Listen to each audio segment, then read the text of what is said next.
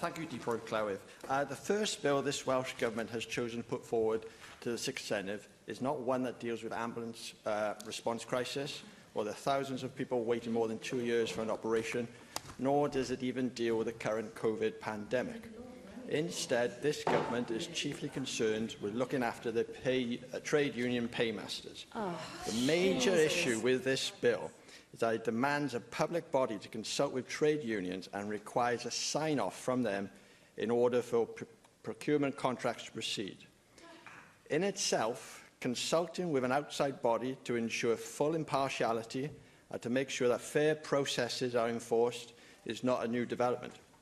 However, surely the Deputy Minister can see that there is a clear issue on how trade unions will now have undue influence over public procurement and how trade unions will now effectively police the public procurement system in Wales. Under this proposed legislation, any social partnership report must be agreed with the public body's recognised trade unions, or the public body will have to answer to the Welsh Government, writing a full report explaining why they have failed to meet the trade union demands. This Welsh Government, using this bill, will effectively be setting themselves up to act as Tartarus, punishing those who stand up to their trade union gods.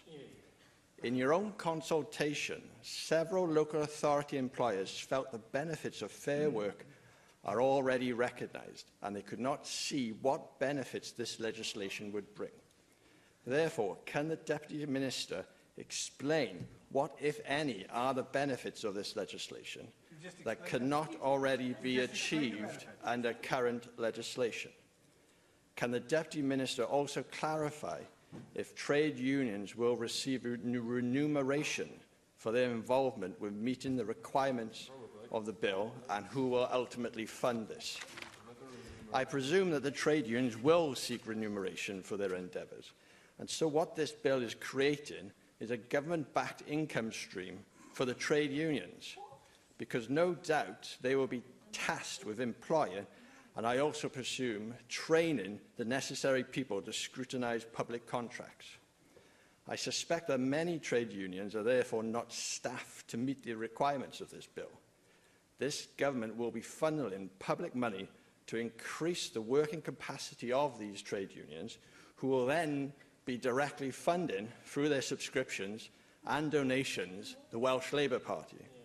The Deputy Minister must clearly see how this is not only unethical behaviour, but a tremendous slap in the face of hospitals, charities, schools and councils who are crying out for extra funding to deliver basic services. The Deputy Minister should no doubt be able to see another glaring problem, in that the whole system, by its very nature, can be subjected to accusations of corruption, whereby trade unions could be seen to favour one employer or contract over another. This is seeding the bed of corruption, and is something that I am, and I'm sure many other members here, are exceptionally concerned about. The view that trade unions will now have undue influence over public contracts can also be clearly seen in the fact that the Social Partnership Council for Wales, they will have a third of its membership being made up of it, whilst you have proposed only 3 representatives from the whole of the private sector, with whom this bill will have a direct influence on. Unquestionably, the Deputy Minister would have already recognised this, so therefore I can only assume it has been done with deliberate intention, and highlights once again that the Welsh Government is primarily concerned with increasing the power of the trade unions in this nation. The Minister must surely agree with me that private sector is massively underrepresented, and I would ask them if they could explain why so few private sector representatives are on the Social Partnership Council.